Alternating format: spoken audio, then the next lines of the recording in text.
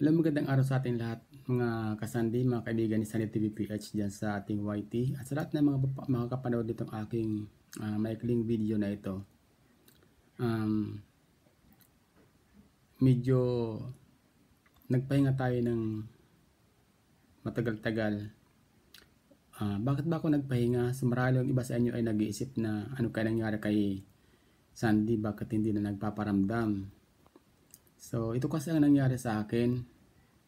So doon sa GC nabanggit ko na ito, pero para doon sa mga di nakabasa doon sa aking message doon sa ating GCI, ito po talaga nangyari sa akin. So dahil nga sa panahon natin ngayon ay napaka-importante na talaga ng gadget sa mga bata, sa ating mga estudyante. So hindi sila pwedeng mawala ng cellphone. Very important po ito, lalo na kung medyo malayo yung ating mga anak sa atin. So mahalaga talaga na meron silang cellphone talaga na hawak o laging dala-dala. So anong nangyari po kasi sa akin ay yung anak ko, yung cellphone niya kasi medyo matagal na rin talaga sa kanya.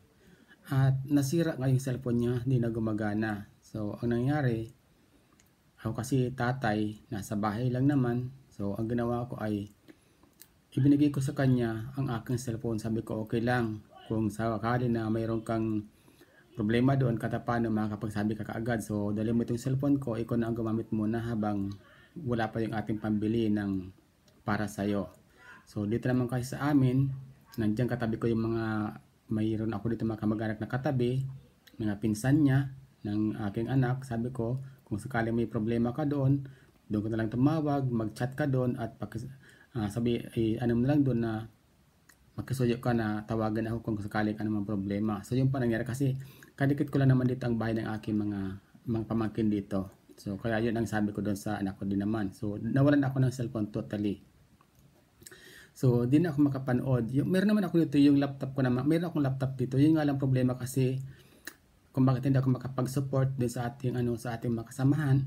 Dahil ang dahilan po kasi ay yung laptop ko po talagang naglalag na talaga matagal bago matagal mo pag binuksan mo matagal na magbukas, pag nag-play ka matagal bago mag-play. So every time na mag-ano ka sa kanya talaga napakatagal. So maiinis ka lang talaga kapag sa pagdating ng yung yung mga ginagawa natin sa YT ay talaga maiirita ka lang. So hindi na talaga ako makapag focus doon sa ating mga ginagawa dyan sa YT. So dahil dyan ay humingi ako ng pasensya sa ating mga kasamahan dyan.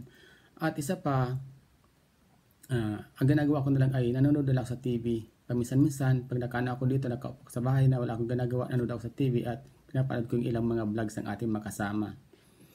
So during this time na medyo wala tayong upload, nag-isip ako. So ito mga naisip ko na habang wala akong ginagawa, nag-isip ako kung 2025 na, sabi ko yung aking mga content, kung mag-stick ba ako sa cooking o magkakaroon ako ng panibagong content. Mag-isip na ba ako ng panibagong content ko sa aking YT. So para po sa kalaman ng lahat kasi, nagsimula po talaga ako sa aking YouTube as reactor. So isa akong kalingap reactor, yung mga vlogs na kalingap Neval Santos Matubang, Kalingap Rab at lahat ng mga kalingap vloggers and lahat ng mga activity ng kalingap vloggers noon, especially kay Kuya Bal, kay Kalingap Rab at sa iba pa. Ako po ay nag-reaction sa kanilang mga videos. Doon pa ako nagsimula. Kung hukayin niyo po yung aking yung aking mga videos dyan. So first year of my videos din sa aking YouTube is lahat pag-reaction doon sa mga videos ng Kalingap. So yun po ang aking unang ginawa dyan. So after po niyan, nag-shift ako sa cooking kasi sabi ko araw-araw ako nagluto at talaga na mahilig naman talaga ako magluto. Una-una na kasi yun talaga yun ang papel ko talaga dito sa bahay, is mag-prepare ng pagkain ng aking mga anak kasi ako yung naiwan lagi dito sa bahay kasi nga nag-resign tayo sa trabaho. So yun ang ginawa natin, magbantay sa bahay at alagaan yung mga naiwan na bata sa akin. So yun ang ginawa kong content, pagluluto-luto na lang. So masasabi ko naman na maganda rin naman kasi maliban dun sa nakakapagbagi ako ng kaalaman sa ating mga viewers, na-inspire ko rin sila magluto ng ganun katulad ng sa ginagawa ko. Natututo pa rin ako kasi actually di naman talaga ako magaling magluto. So kumbaga naging challenge na rin sa akin yung nandun ako na nagluluto ako. So kapag may mga bagay na hindi ko alam, nag-research din ako ng mga putahe kung paano lulutuin ang mga putahe. So natututo din po ako doon. So maliban sa nakakapagbahagi ako ng kaalaman doon sa ating mga viewers, at the same time ako rin po ay natututo kasi nag-research ako kung ano nga dapat kong lutuin, kung paano niluluto. So nakakabahagi ako sa inyo at natututo rin ako. So maganda rin po ang naging experience ko sa loob ng more than a year na nagluluto talaga ako. So yun ang ginagawa akong content dito sa aking vlog. Although minsan naman ay may mga nahalo din tayo ng mga iba na mga ina-upload paminsan-minsan. Lalo na sa aking gardening kasi yun naman talaga sa mga ko kasi nasa bahay lang ako. So isa sa mga nagiging ko is libangan is pag-garden. So yung aking munting hardin dyan sa labas, yung lagi kong pinupuntahan at naisasama ko sa aking mga vlogs. At very seldom naman ako mag-upload ng mga personal na activity ko na kung bawa gumagala ako. So bihira naman ako mag-upload na ganun. Mostly cooking at saka dito sa bahay lang talaga. So yun ang aking ginagawa. So ngayon po ay sabi ko nga, ito mga panahon na wala akong ginagawa, hindi ako nakapag-upload kasi nga walang gadget, ay naisipan ko na mag-shift ng ibang content. Kung okay lang sana na kung sa palagay niyo ba mga kaibigan ay okay ba na magpalit muna ako ng content. Pero something na nakaka-inspire din ang aking gagawin na content na alam ko naman na marami rin kayo matututunan at marami rin ako mabibigyan, parang kumbaga ma-inspire din siyempre.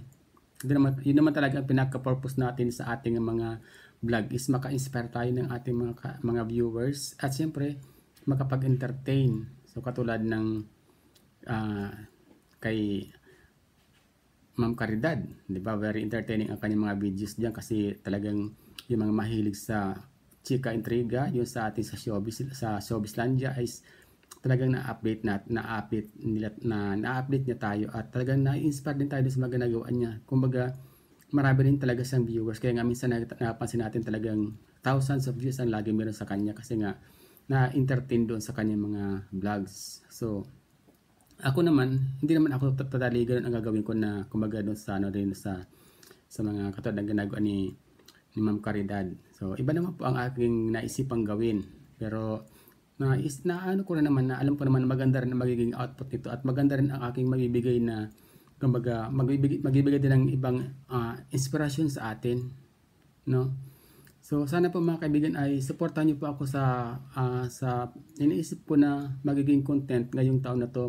Magpapalit ako ng content, pero siguro minsan naman po ay mag-aano pa rin ako ng cooking paminsan-minsan, pero siguro ko na lang po minsan-minsan na lang kasi naisip ko na baguhin yung aking content ngayong taon na to. So mga kaibigan, sana po ay supportan niyo pa rin po ang aking mga videos na gagawin, i-upload sa mga susunod na araw kung sakali man medyo iba na. Pero pag-isipan ko pa rin po hanggang ngayon kung tutuloy ko ba yung pagpalit ng content or mag-stick ako doon sa dati kong content. So kung mayroon man po kayong opinion para sa akin ay paki-comment na lang po diyan sa aking comment section. So hanggang dito lamang po at maraming salamat at sana po ay muli niyo pong rin supportahan ang YouTube ni Sandy TV PH. Maraming salamat and God bless everyone. See you again on my next vlog.